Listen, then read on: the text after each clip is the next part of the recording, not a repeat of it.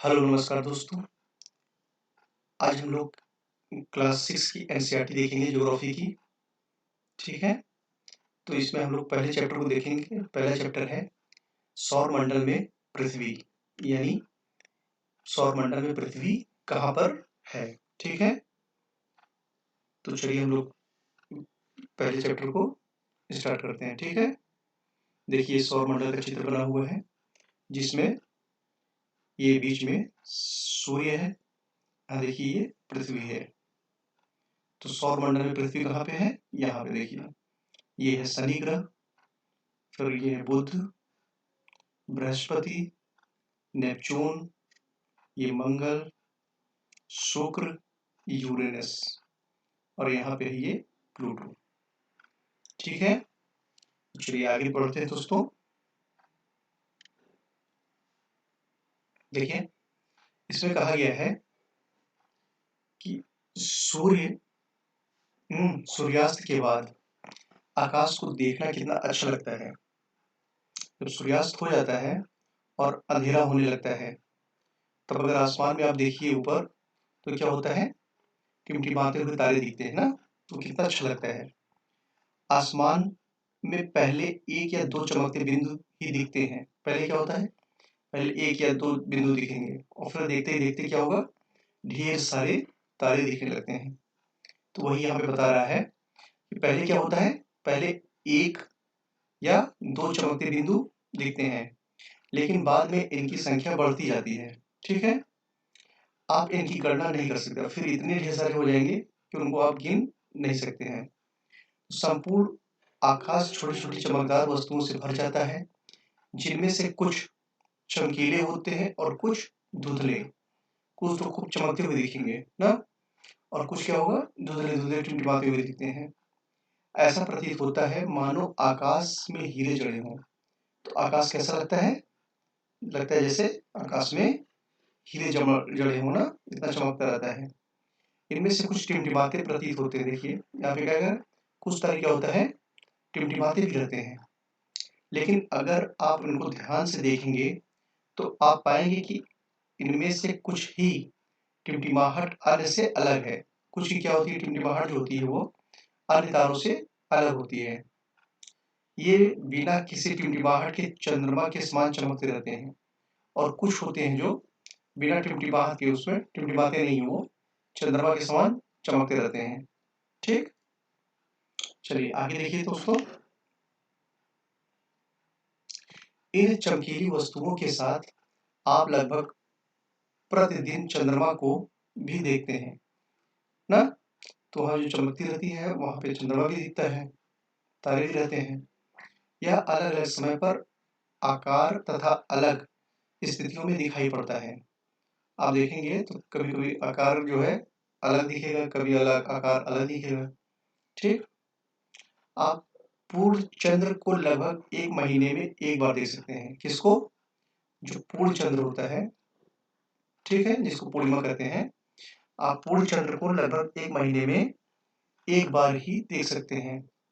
यह पूर्ण चंद्र वाली रात या पूर्णिमा होती है।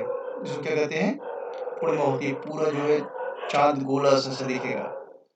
ठीक? इसको या तो पूर्ण चंद्र वाली रात बोलते हैं या चंद्रमा बोलते हैं। ना पूर्णिमा बोलते हैं, सॉरी पूर्णिमा। 15 दिन के बाद इसे नहीं देख सकते हैं, और जब 15 दिन हो जाएगा तो क्या होगा? ये नहीं दिखेगा। यह नए चंद्रमा की रात्रि या अमावस्या होती है। 15 दिन के बाद क्या होगा? अमावस्या हो जाएगी। ये जो है गायब हो जाएगा। ठीक है? ऐसी रात में अगर आसमान साफ है, तो आप आसमान का अवलोकन अच्छी तरह से कर सकते हैं। ठीक? चलिए आगे देखिए। आगे कहा जा रहा है इसमें, क्या आपको इस बात पर आश्चर्य नहीं होता है? किस बात पर?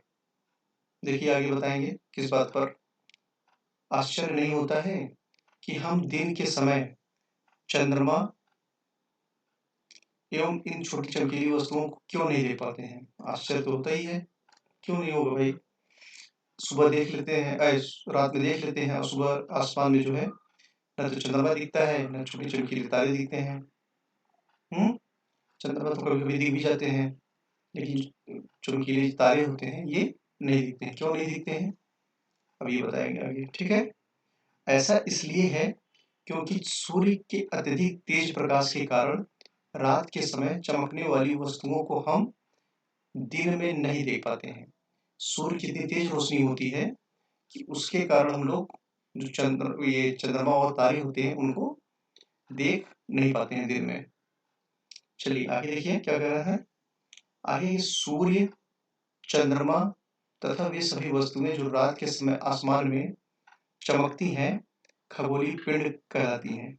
क्या क्या, सूर्य, चंद्रमा और वे सभी वस्तुएं जो रात में दिखाई देते हैं, ठीक है, रात के समय आसमान में चमकती हैं, ये सब मिला के क्या होती हैं, इन्हें क्या कहते हैं, खगोलीय पिंड कहा जाता है। ठीक है, तो खगोलीय पिंड समझ गए कौन कौन आएगा खगोलीय पिंड में, सूर्य, चंद्रमा तथा वे सभी वस्तुएं रात के समय आसमान में चमकती हैं, उन्हें खगोलीय पिंड कहते हैं। आप लोग को याद हो गया होगा ना। चलिए आगे देखिए। कुछ खगोलीय पिंड बड़े आकार वाले तथा गर्म होते हैं। देखिए क्या है कि कुछ जो खगोलीय पिंड है ये क्या होते हैं, बड़े आकार के होते हैं, बड़े आकार वाले तथा गर्म होते हैं। कुछ खगोलीय पिंड बड़े आकार वाले तथा गर्म होते हैं, ये गैसों से बने होते हैं। क्या होते हैं ये गैसों से बने होते हैं। कुछ तो छोटे छोटे होते हैं और कुछ खगोलीय पिंड क्या होते हैं, बड़े होते हैं, बड़े आकार के, और क्या होते हैं ये गर्म खूब रहते हैं ना, गर्म रहते हैं ये गर्म। ठीक, ये क्या होते हैं, ये गैसों से बने होते हैं, इसमें क्या होता है ये गैस। ठीक है, इस किससे बने होते हैं, गैसों से ना। ये सब गैस इसमें भरे रहते हैं और ये गर्म भी होते हैं, बड़े आकार के भी होते हैं। इनके पास अपनी उष्मा तथा प्रकाश होता है। इनके पास क्या है, अपनी हीट एनर्जी है, ठीक है, और इनके पास लाइट भी अपना है ना, प्रकाश भी अपना है, जिसे वे बहुत बड़ी मात्रा में उत्सर्जित करते हैं। तो ये अपनी उष्मा और प्रकाश को बड़ी मात्रा में उत्सर्जित करते हैं। ठीक है, बड़े आकार के भी होते हैं, गैस भी भरी रहती है इनमें। इन खगोलीय पिंडों को तारा कहते हैं। सूर्य भी एक तारा है ना। तो क्या होता है, जो बड़े आकार के खगोलीय पिंड होते हैं उनमें क्या होती है, गैस भरी रहती है, ठीक है, गैस होती है, और क्या होती है, इनमें अपनी उष्मा और प्रकाश होता है। ठीक है, तो इनको क्या कहते हैं, तारा। इनको क्या बोलते हैं, तारा बोलते हैं।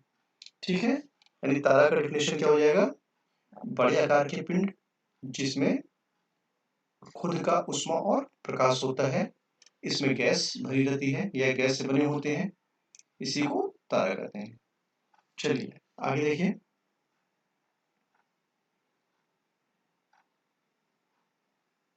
देखिए इसमें दिखाया गया है कि रात के समय चमकते हुए अनगिनत तारे सूर्य के समान ही लगते हैं। रात में क्या होता है, चमकते हुए अनगिनत तारे सूर्य के समान ही हैं, लेकिन हमसे बहुत अधिक दूर होने के कारण हम लोग उनकी उष्मा या प्रकाश को महसूस नहीं करते हैं। वे अत्यंत छोटे दिखाई पड़ते हैं। सूर्य के समान ही बहुत से तारे हैं ना, तो ये क्या है, वो हमसे बहुत दूर है, इसलिए क्या होता है, वो छोटे दिखते हैं ना, वो छोटे छोटे दिखते हैं, चमकते रहते हैं, और उनकी प्रकाश और उष्मा हम लोग महसूस नहीं करते हैं। जबकि सूर्य हमारे पास सबसे पास में है, इसलिए हमको ये क्या दिखता है, बड़ा भी दिखता है, और इसकी उष्मा और प्रकाश जो है वो हम महसूस करते हैं। ठीक, चलिए आगे देखिए। आपने अवश्य ध्यान दिया होगा कि कुछ दूरी से देखने पर सभी वस्तुएं छोटी दिखाई पड़ती हैं। ये तो सभी जानते हैं भाई, दूर से देखेंगे तो ये कोई पौधा है, अगर आप इसको दूर से देखेंगे तो ये क्या होगा, छोटा दिखेगा, लेकिन जब पास इसके पहुंचेंगे तो यही पौधा क्या हो जाएगा, पेड़ बड़ा दिखने लगेगा।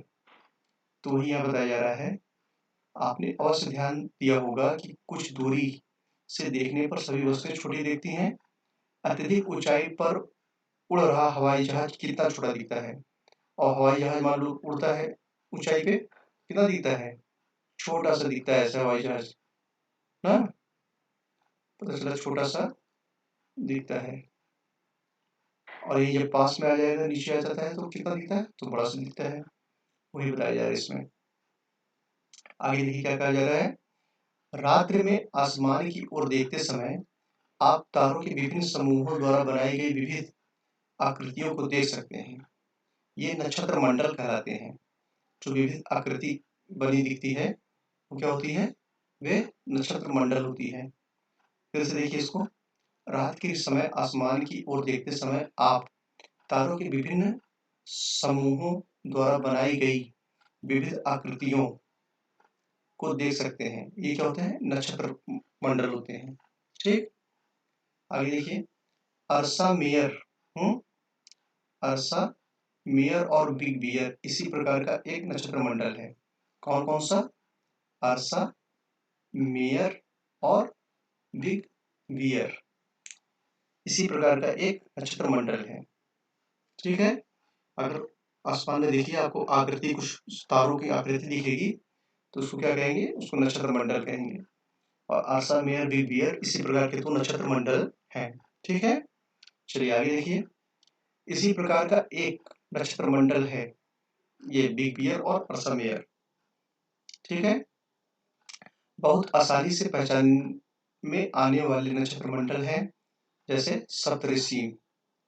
सप्तऋषि मंडल जो है आसानी से लोग पहचान जाते हैं कि हाँ देखिए सप्तऋषि मंडल है। ठीक है, एक आकृति होती है, उसी को क्या कहते हैं, नक्षत्र मंडल। सप्तऋषि, सात ऋषि, संत, सप्तऋषि किसको कहते हैं, इसको माना जाता है कि 7 ऋषि जो हैं मिलकर सप्तऋषि मंडल का निर्माण किए हैं। चलिए देखिए, यह 7 तारों का समूह है जो कि नक्षत्र मंडल अर्सा मेयर का भाग है। ठीक है, सप्तऋषि क्या है, अर्सा मेयर का भाग है। चित्र 1.1 में दिखाया गया है। अपने परिवार या पड़ोसी में किसी बड़े व्यक्ति से कहिए कि वह आपको आसमान में और अधिक तारों, ग्रहों तथा नक्षत्र मंडलों को दिखाए। ठीक है, चलिए आगे देखिए। प्राचीन समय में लोग रात्रि में दिशा का निर्धारण तारों की सहायता से करते थे। उत्तरी तारा उत्तरी दिशा को बताता है। जो उत्तरी तारा है वो किसको बताता है, उत्तर दिशा को बताता है। इसे ध्रुव तारा भी कहते हैं। उत्तरी तारा को ध्रुव तारा भी कहते हैं। ध्रुव तारा कहते हैं ना, कि कहाँ पे होता है, ये उत्तर दिशा में।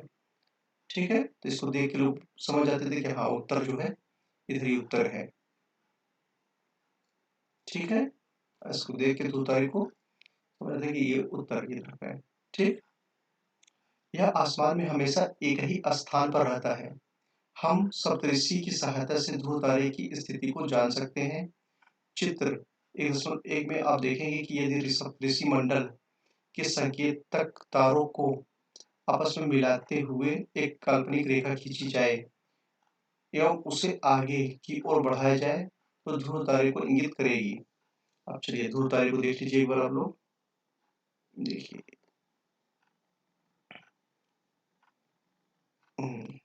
देखिए ये देख रहे हैं ना, ये एक तारा, 2, 3, 4, 5, 6, 7। तो जो ये वाली आकृति है इसको अगर आप सीधे मिलाते हुए देखें तो यहाँ पे क्या है, ये ध्रुव तारा आपको दिखेगा। ठीक है, आप आसमान में देखिएगा इस तरह इसकी आकृति ऐसे, फिर ऐसे, इसी को सीधे देखेंगे तो यहाँ पे ध्रुव तारा दिखेगा। ठीक है, चलिए आगे चलिए देखिए।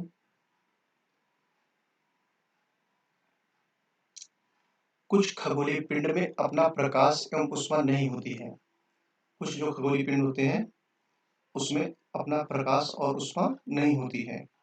वे तारों के प्रकाश से प्रकाशित होते हैं। ऐसे पिंड क्या कहलाते हैं, ग्रह कहलाते हैं। कुछ खगोलीय पिंड होते हैं जो इसमें अपना ऊष्मा और, जैसे ये खगोलीय पिंड है इसमें क्या है, ऊष्मा और प्रकाश नहीं है, तो इसको क्या कहते हैं, इसको ग्रह कहते हैं। ठीक है, और अगर इसका ऊष्मा और प्रकाश होगा तो ये क्या हो जाएंगे, तारा हो जाएंगे। और अगर इसमें ऊष्मा और प्रकाश, खुद का ऊष्मा प्रकाश नहीं है तो ये ग्रह है। ग्रह जिसे अंग्रेजी में प्लेनेट कहते हैं, ग्रीक भाषा के प्लेनेटाई, प्लेनेटाई शब्द से बना है। ठीक है, इसका अर्थ है परिभ्रमक, अर्थात चारों ओर घूमने वाले। ठीक है, तो प्लेनेटाई का शाब्दिक अर्थ क्या हुआ? परिभ्रमक, अर्थात चारों ओर घूमने वाले। पृथ्वी जिस पर हम रहते हैं एक ग्रह है। यह अपना संपूर्ण प्रकाश एवं ऊष्मा सूर्य से प्राप्त करती है, जो पृथ्वी के सबसे नजदीक तारा है। ठीक है, तारा समझ गए किसको कहते हैं? जिसमें खुद का प्रकाश और ऊष्मा हो, जो गैसों से बने होते हैं, उसे तारा कहते हैं। तो पृथ्वी के पास का तारा कौन सा है? सूर्य।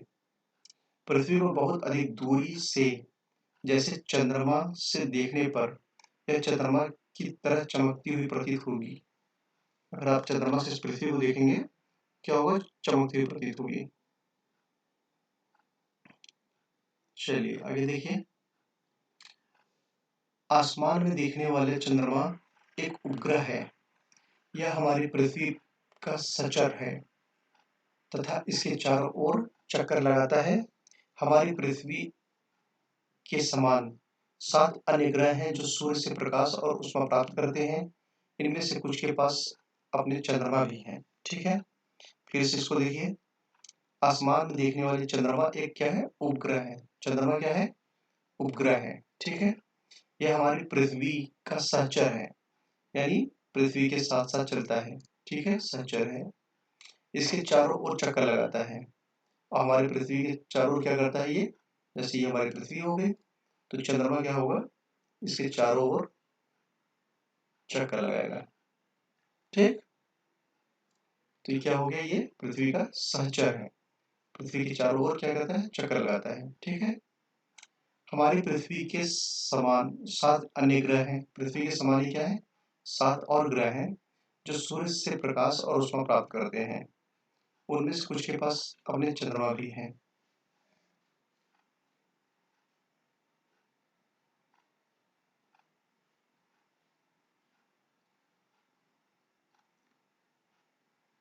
आगे देखिए, सौर मंडल। सौर मंडल किसको कहते हैं? सूर्य, 8 ग्रह, उपग्रह तथा कुछ अन्य खगोलीय पिंड जैसे क्षुद्र ग्रह एवं उल्का पिंड मिलकर सौर मंडल का निर्माण करते हैं। उसे हम सौर परिवार का नाम देते हैं। इसका मुखिया सूर्य है। फिर से देखिए, सौर मंडल किसको कहते हैं? सूर्य, सूर्य के साथ क्या? 8 ग्रह प्लस उपग्रह और कुछ अन्य खगोलीय पिंड, ये सब मिलकर क्या करते हैं? सौर मंडल बनाते हैं। खगोलीय पिंड में जैसे क्षुद्र ग्रह, उल्का पिंड मिलकर सौर मंडल का निर्माण करते हैं। उसे हम सौर परिवार का नाम देते हैं। इसका मुखिया सूर्य है। तो सौर मंडल किसको कहेंगे दोस्तों? सूर्य, सूर्य के साथ 8 ग्रह प्लस उपग्रह और कुछ खगोलीय पिंड जैसे क्षुद्र ग्रह और उल्का पिंड, ये मिलकर क्या करते हैं? सौर मंडल का निर्माण करते हैं। और सौर मंडल का मुखिया कौन है? सूर्य। ठीक, सौर मंडल आपको याद हो गया। चलिए सूर्य को देखिए। सूर्य सौर मंडल के केंद्र में स्थित है। ठीक, यह बहुत बड़ा है। यह अत्यधिक गर्म गैसों से बना है। सूर्य किससे बना है? गर्म गैसों से। इसका खिंचाव बल इससे सौर मंडल को बांधे रखता है। और जिसका खिंचाव बल है यानी आकर्षण शक्ति है, वो क्या करता है? सौर मंडल को बांधे रहता है। सूर्य सौर मंडल के लिए प्रकाश एवं ऊष्मा का एकमात्र स्रोत है। ठीक, सूर्य क्या है? प्रकाश और ऊष्मा का एकमात्र स्रोत है। लेकिन हम इसकी अत्यधिक तेज ऊष्मा को महसूस नहीं करते, क्योंकि सबसे नजदीक का तारा होने के बावजूद यह हमसे बहुत दूर है। पृथ्वी से लगभग 15 करोड़ किलोमीटर दूर है। कितना है? 15 करोड़ किलोमीटर। समझ गए?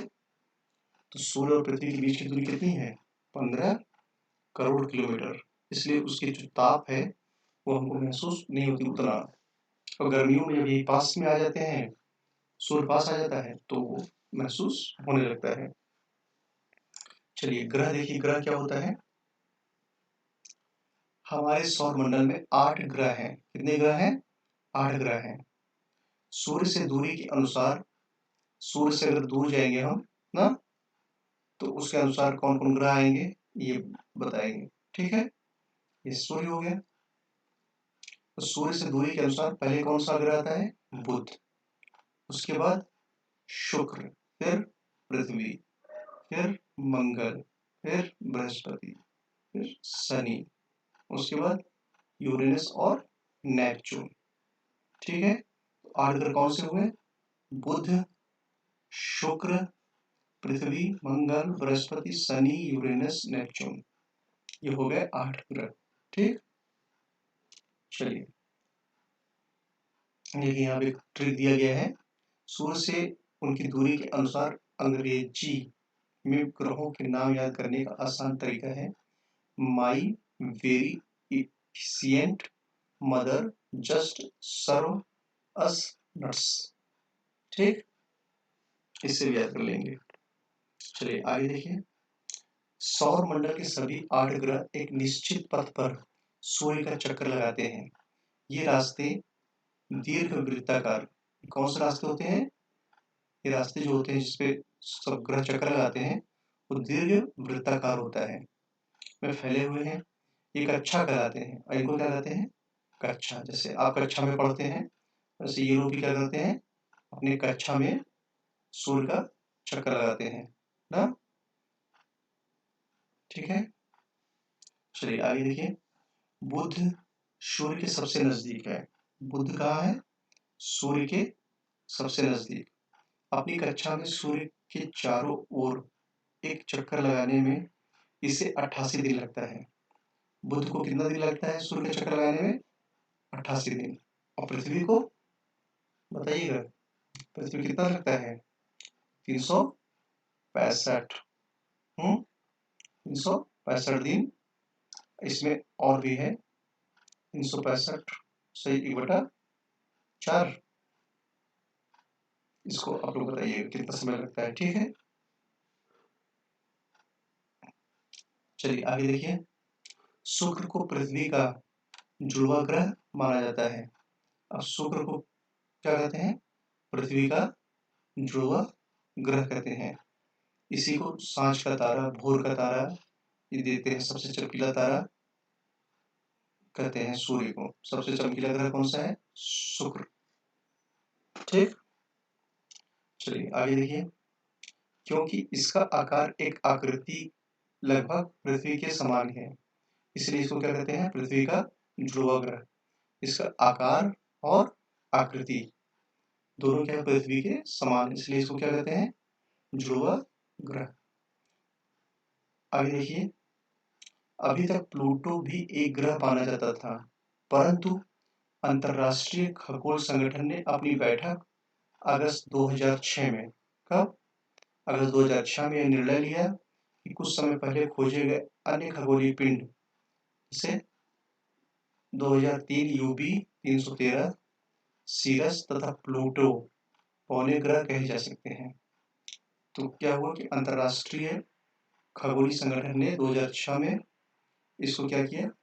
बौने ग्रह की श्रेणी में डाल दिया, इसको प्लूटो को और यूबी 313 को, जिसे सीरस भी कहते हैं, ये लोग को क्या किया? बौने ग्रह की श्रेणी में डाल दिया गया। ठीक, कब? 2006 में। चलिए आगे देखिए। अब पृथ्वी के बारे में देखिए। पृथ्वी सूर्य से दूरी के हिसाब से पृथ्वी तीसरा ग्रह है। अगर सूर्य से दूरी देख लिया जाए, ये सन हो गया, दूरी के हिसाब से पहले क्या हो गया? बुध हो गए, फिर शुक्र हो गए, अब कौन आ गया? पृथ्वी। तो सूर्य से कौन से नंबर पे है? तीसरे नंबर पे। ठीक, तीसरा ग्रह है। आकार में यह पांचवा है, और आकार में कौन सा ग्रह है? पांचवा, सबसे बड़ा ग्रह है। ठीक, यह ध्रुव तारे के ध्रुवों के पास थोड़ी चपटी है। सॉरी, यह ध्रुवों के पास थोड़ी क्या है? चपटी है। ध्रुव की तरफ क्या है?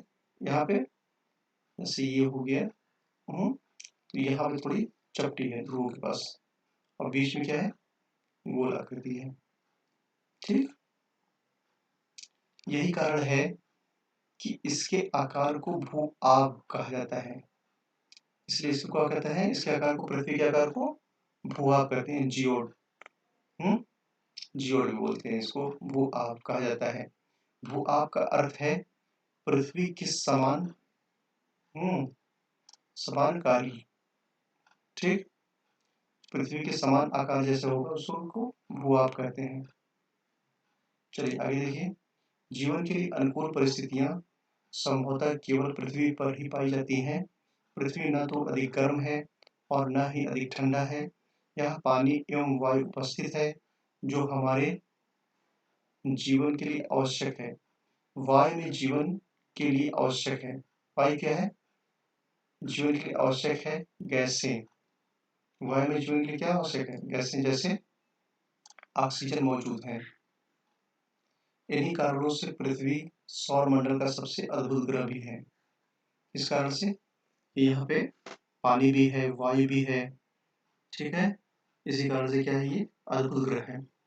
अंतरिक्ष से देखने पर पृथ्वी नीले रंग की दिखाई पड़ती है क्योंकि इसके 2/3 हिस्से पानी से ढके हुए हैं। देखिए क्वेश्चन पेपर पूछता है कि अंतरिक्ष से देखने में जो पृथ्वी है वो नीले कलर की क्यों दिखती है, क्योंकि इसके 2/3 हिस्से पर क्या है, पानी भरा हुआ है या पानी से ढकी है। 2/3 हिस्सा जो है इसका, देखिए ये सैटेलाइट से लिया गया पिक्चर है अंतरिक्ष से, उसमें क्या है, पृथ्वी नीले कलर की दिखती है। और क्यों नीले कलर की दिखती है, इसका जो 2/3 भाग है, ये देखिए, ये हो गया, और प्लस इधर से ये सब क्या है, 2/3 हिस्सा इसका पानी से भरा, इसलिए क्या दिखती है, नीली कलर की दिखती है। चलिए चंद्रमा देखिए, हमारी पृथ्वी के पास केवल एक उपग्रह है। जो पृथ्वी है हमारी, उसके पास कितने उपग्रह हैं, एक उपग्रह है, वो क्या है, चंद्रमा। इसका व्यास पृथ्वी के व्यास का केवल 1/4 है। जो चंद्रमा का व्यास है वो कितना है, 1/4 है। यह इतना बड़ा है इसलिए प्रतीत होता है क्योंकि यह हमारे ग्रह से अन्य खगोलीय पिंडों की अपेक्षा नजदीक है। चंद्रमा हमको देखिए बड़ा दिखता है ना, बड़ा क्यों दिखता है, क्योंकि वो हमारे नजदीक है, पास में है। ठीक, यह हमसे लगभग 3,84,400 किलोमीटर है, 3,84,400। वही सूर्य कितना है, 15 करोड़ किलोमीटर दूर है। ठीक है, ये क्या है, लाख में ही है, 3,84,000 किलोमीटर दूर है। अब आप पृथ्वी से सूर्य एवं चंद्रमा की दूरी की तुलना कर सकते हैं। ठीक है, तुलना कर लीजिए। देखिए यहाँ पे सूर्य कितना दूर था, दिखाते हैं आपको, सूर्य, हाँ देखिए 15 करोड़ किलोमीटर दूर है ये। सूर्य कितना दूर है, यहाँ पे देखिए नीचे, 15 करोड़ किलोमीटर दूर। अब चंद्रमा देखिए कितना है,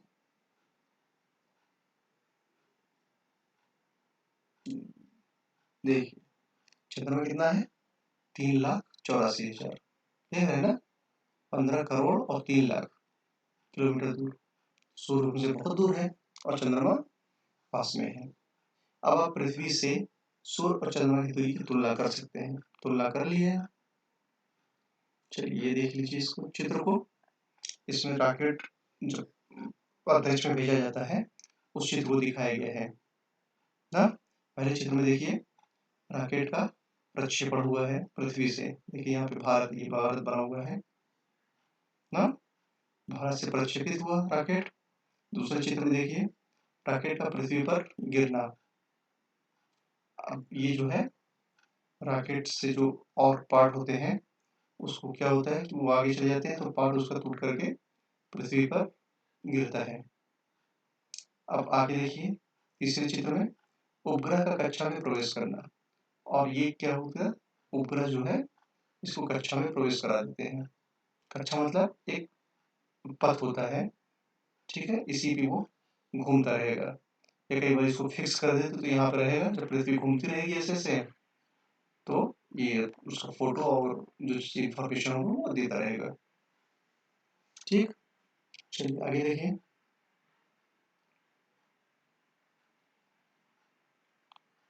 चंद्रमा पृथ्वी का एक चक्कर लगभग 27 दिन में पूरा करता है। चंद्रमा होते हैं जो चंदा मामा है, वो पृथ्वी की परिक्रमा कितने दिन में करते हैं? 27 दिन में। ठीक, लगभग इतने ही समय में यह अपने अक्ष पर एक चक्कर भी पूरा करता है। इसके परिणाम स्वरूप पृथ्वी से हमें चंद्रमा का एक ही भाग दिखाई पड़ता है। देखिए ये भी क्वेश्चन कई बार होता है कि चंद्रमा का हमें एक ही भाग क्यों दिखता है ना, चंद्रमा का केवल एक ही भाग क्यों दिखाई पड़ता है? उसका जवाब क्या होगा? क्योंकि चंद्रमा जो है लगभग देखिए क्या कहा है, चंद्रमा पृथ्वी का एक चक्कर 27 दिन में पूरा करता है। लगभग इतने ही समय में यह अपने अक्ष पर एक चक्कर पूरा करता है, यानी 27 दिन में पूरा करता है और अपने अक्ष पे ही उतना ही घूम जाता है। ठीक है, अपने अक्ष पर एक चक्कर पूरा करता है। इसके परिणाम स्वरूप क्या होता है? हमें पृथ्वी का एक ही भाग दिखाई देता है। समझ गए? यानी पृथ्वी है यहाँ पे, उसको एक चक्कर लगाएगा, एक चक्कर लगाने में कितना समय लगता है? उसको लगेगा 27 दिन। और अगर वो खुद घूमता है, अपना ही घूम रहा है ना, तो उसको एक चक्कर लगाने में कितना लगेगा? 27 दिन। ठीक, इसलिए क्या होता है? एक ही भाग उसका दिखाई पड़ता है। आगे देखिए, चंद्रमा की परिस्थितियां जीवन के लिए अनुकूल नहीं है। इसकी सतह पर पर्वत, मैदान, गड्ढे हैं जो चंद्रमा की सतह पर छाया बनाते हैं। पूर्णिमा के दिन चंद्रमा पर इनकी छाया को देखा जा सकता है। जब पूर्णिमा का दिन होता है, देखेंगे ना, कुछ काले काले से दिखते हैं वो चंद्रमा के अंदर, तो क्या है? वो है पर्वत जो है, मैदान है, गड्ढे हैं, उसकी छाया दिखती है, वही होता है। आगे देखिए, क्षुद्र ग्रह क्या है? तारों, ग्रहों, उपग्रहों के अतिरिक्त असंख्य छोटे पिंड भी सूर्य के चारों ओर चक्कर लगाते हैं। इन पिंडों को क्षुद्र ग्रह कहते हैं। इसको तारों, ग्रहों, उपग्रहों के अतिरिक्त, तारों, ग्रहों, उपग्रहों के अतिरिक्त असंख्य छोटे पिंड होते हैं, छोटे छोटे पिंड होते हैं। ये क्या करते हैं? सूर्य के चारों ओर चक्कर लगाते हैं। इनको क्या कहते हैं? क्षुद्र ग्रह कहते हैं। क्षुद्र ग्रह समझ गए? असंख्य छोटे छोटे पिंड होते हैं ऐसे ना, ये क्या करते हैं? सूर्य के चारों ओर चक्कर लगाते हैं, ऐसे चारों ओर चक्कर लगाएंगे, छोटे छोटे पिंड है, इन्हीं को कहते हैं क्षुद्र ग्रह। ये मंगल एवं बृहस्पति की कक्षाओं के बीच पाए जाते हैं। किसके बीच? मंगल और बृहस्पति की कक्षाओं के बीच पाए जाते हैं। कई बार प्रश्न होता है कि क्षुद्र ग्रह कहाँ पाए जाते हैं, तो क्षुद्र ग्रह कहाँ पाए जाते हैं? मंगल और बृहस्पति की कक्षाओं के बीच ना, मंगल और बृहस्पति की कक्षाओं के बीच क्षुद्र ग्रह पाए जाते हैं। वैज्ञानिकों के अनुसार क्षुद्र ग्रह ग्रह के ही भाग होते हैं जो बहुत वर्ष पहले विस्फोट के बाद ग्रहों से टूटकर अलग हो गए। चलिए आगे देखिए, उल्का पिंड किसको कहते हैं? अब आगे उल्का पिंड किसको कहते हैं? आप लोग खूब सुने होंगे उल्का पिंड। तो उल्का पिंड किसको कहते हैं? सूर्य के चारों ओर चक्कर लगाने वाले पत्थरों के छोटे छोटे टुकड़े को उल्का पिंड कहते हैं। सूर्य के चारों ओर चक्कर लगाने वाले पत्थरों के छोटे छोटे टुकड़े उल्का पिंड कहते हैं। ठीक, कभी कभी ये उल्का पिंड पृथ्वी के इतने नजदीक आ जाते हैं कि इनकी प्रवृत्ति पृथ्वी पर गिरने की होती है। इसी प्रक्रिया के दौरान वायु के साथ घर्षण होने के कारण ये गर्म होकर जल जाते हैं। फलस्वरूप चमकदार प्रकाश उत्पन्न होता है। कभी कभी कोई उल्का पूरी तरह से जले बिना पृथ्वी पर गिरती है, जिससे धरातल पर गड्ढे बन जाते हैं। ठीक, चलिए आगे देखिए। क्या आपने तारों वाले खुले आकाश में एक ओर से दूसरी ओर तक फैली चौड़ी सफेद पट्टी की तरह एक चमकदार रास्ता को देखा है? यहाँ पे देख लीजिए चमकदार रास्ता, ये देख रहे हैं ना, इसी टाइप का, ठीक है। यह लाखों तारों का समूह है, यह पट्टी आकाश गंगा या मिल्की वे है। इसको क्या कहते हैं? आकाश गंगा कहते हैं या मिल्की वे। चलिए आगे देखिए। हमारा सौर मंडल इसी आकाश गंगा का एक भाग है। हमारा जो सौर मंडल है, सौर मंडल किसको कहते हैं? सौर मंडल किसको कहेंगे? इसमें सूर्य होगा, ग्रह होंगे, उपग्रह होंगे तथा अन्य छोटे पिंड होते हैं। उनको कुल मिलाकर क्या कहते हैं? सौर मंडल। और इसका मुखिया कौन होता है? मुखिया सूर्य होता है। चलिए आगे देखिए। सौर मंडल इस आकाश गंगा का एक भाग है। प्राचीन भारत में इसकी कल्पना आकाश में प्रकाश की एक बहती नदी से की गई थी। प्राचीन काल में इसको क्या कहते थे? आकाश में बहती हुई नदी है, इसी को कहते थे। इस प्रकार इसका नाम आकाशगंगा पड़ा। आकाशगंगा करोड़ों तारों, बादलों तथा गैसों की एक प्रणाली है। ठीक, ये देख लीजिए आकाशगंगा यही है ना चित्र में। चलिए आगे देखिए। इस प्रकार लाखों आकाशगंगा मिलकर ब्रह्मांड का निर्माण करती हैं। ब्रह्मांड का निर्माण कैसे होता है? आकाशगंगा इसी तरह की ढेर सारी आकाशगंगा मिल जाएंगी तो ब्रह्मांड का निर्माण होगा। यानी ब्रह्मांड का निर्माण कौन करेगा? आकाशगंगाएं मिलकर ब्रह्मांड का निर्माण करती हैं। ब्रह्मांड की विशालता की कल्पना करना अत्यधिक कठिन है। वैज्ञानिक अभी भी इसके बारे में अधिक से अधिक जानकारी एकत्र करने में जुटे हुए हैं। ठीक है, इसके आकार के संबंध में हमें कोई जानकारी नहीं है। किसके आकार के संबंध में? जो ये ब्रह्मांड है, आकाशगंगाएं हैं, मिलकर ब्रह्मांड बनाती हैं।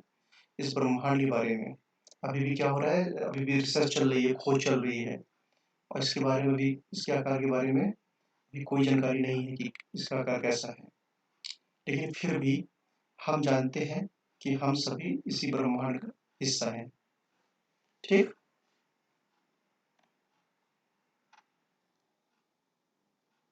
यहाँ पे ये फिगर देखिए, इस दिया गया है। क्या आप ब्रह्मांड के साथ अपना संबंध बता सकते हैं? आप पृथ्वी पर हैं तथा पृथ्वी सौरमंडल का एक भाग है। आप कहाँ पे हैं? देखिए यहाँ पे बच्ची दिख रही है, तो इसको आप समझ लीजिए आप खुद हैं। तो आप कहाँ पे हैं? ये पृथ्वी पे है। और पृथ्वी कहाँ है? पृथ्वी सौरमंडल में। सौरमंडल कहाँ है? ये आकाशगंगा में। और आकाशगंगा मिलकर क्या बनाते हैं? ब्रह्मांड। ठीक, तो यहाँ देखिए क्या कर रहा है।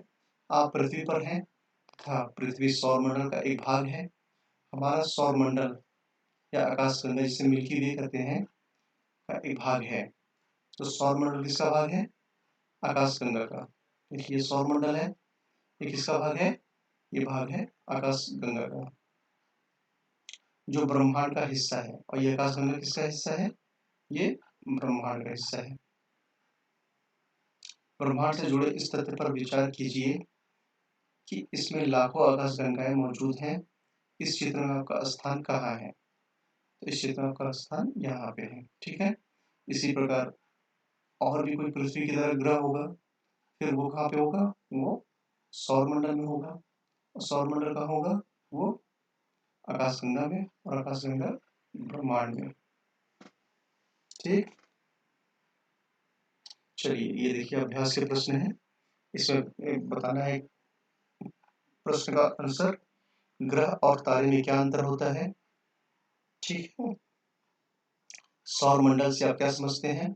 सूर्य से उनकी दूरी के अनुसार सभी ग्रहों के नाम बताइए, सूर्य से दूरी के अनुसार। ठीक, पृथ्वी को अद्भुत ग्रह क्यों कहते हैं? बताया था ऊपर, अद्भुत ग्रह क्यों कहते हैं? हम हमेशा चंद्रमा का एक ही भाग क्यों देख पाते हैं? ब्रह्मांड क्या है?